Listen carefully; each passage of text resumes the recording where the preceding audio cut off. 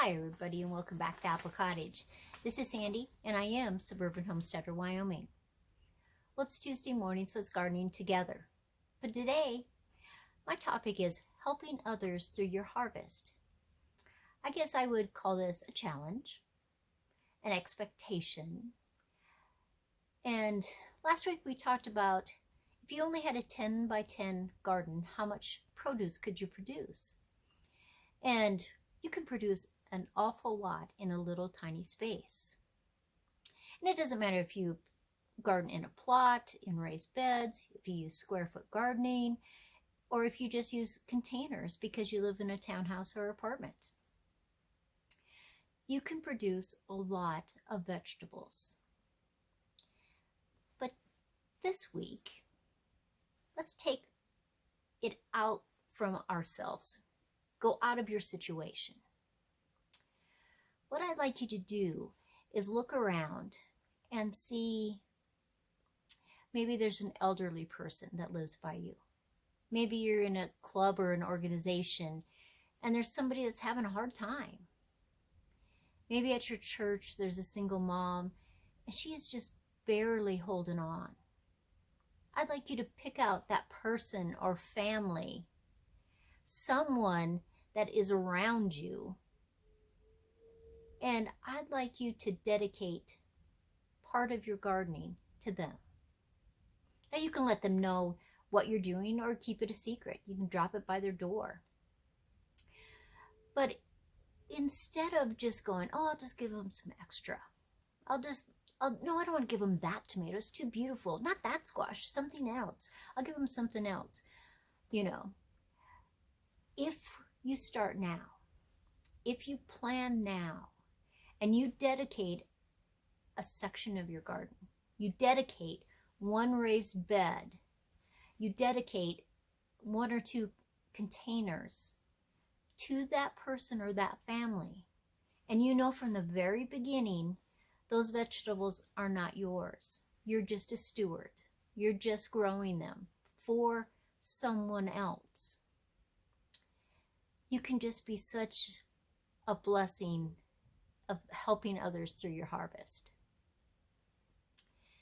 Now, I have a lot of raised beds. So my goal is to take one of my raised beds and dedicate it to a family, because I think I can produce a lot of stuff in that raised bed. And I think that when we're a blessing to others, that blessing always comes back to us. I've seen it over and over and over again. But right now, we live in a crazy world. And it looks like it is about to change and get much crazier than it has been ever in our lifetime.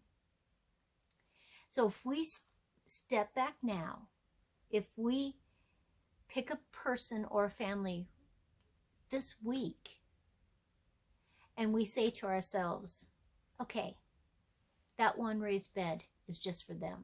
That corner of my garden is just for them. Those containers are just for them. You will be amazed how it changes your garden season. Now I'm going to take one of my raised beds. Now, when you see this, I'll take a photograph, because when you see it right now, it is going to look backwards because I'm on the back side of my phone.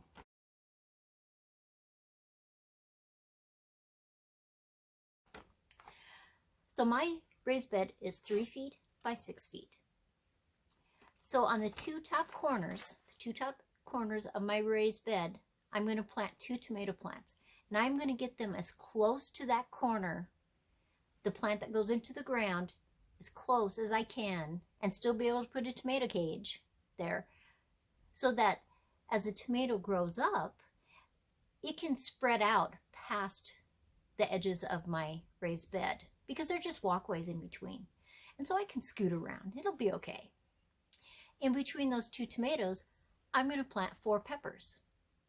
And I can trim the bottom of this tomato so the peppers can grow large and strong. And peppers love touching their leaves together. It stimulates them and they grow more peppers too. Plus I top my peppers, and you can see videos about that. Then I'm going to do rows of carrots. Now when I plant carrots, I always plant radishes because the radishes will come up, kind of do blanket the soil so it stays a little cooler and doesn't dry out while my carrots germinate. And so really they're going to get carrots and radishes in that area. Then I'm going to do onions, beets, lettuce, and onions again. So then we're down to the other corners of my raised bed. I'm going to do a cabbage and zucchini. And just like the tomatoes, I'm going to plant those right on the edges and let them just cascade over the edges of the raised beds. In between the cabbage and the zucchini, I'm going to plant a squash. I'll let the squash trail down and it can just wander in between the plum trees. I think I can just really produce a lot of vegetables. But the whole idea is sharing your harvest with somebody. It's very easy if we don't dedicate an area, pick out a person or a family, because we mean to, but life is busy. Life is overwhelming sometimes, and we just forget. Or it's easy, oh, I need that tomato, I need that carrot. Am I making something? But if you specifically dedicate that area, and you know that you are just a steward, you are not using those vegetables, it will be a great blessing. If you're a YouTube, if you have a YouTube channel, show us this summer your dedicated area if you want to. Tell us about the feelings and the expectations and what's happening as you grow and you give those vegetables. Now, I haven't picked my family out yet because I'm going to do a family, because I know I can grow a lot of stuff. And as my lettuce starts to get done, I can have other lettuce growing. I can just continuous all through the summer. But sometimes we have to get out of ourselves and help other people. So I hope you take this challenge. I hope you write in the comments below what you're going to do, who you're going to pick, if you have some fun ideas that you'd like to share. Because sitting here right now, I'm thinking maybe I should take a hog panel over top of that, and I could grow some things over top of that, maybe some beans or some peas. Or I could just do a little fence on my raised bed so I could add some beans or peas on there, so that I am getting more out of my space. But be a blessing this summer to someone.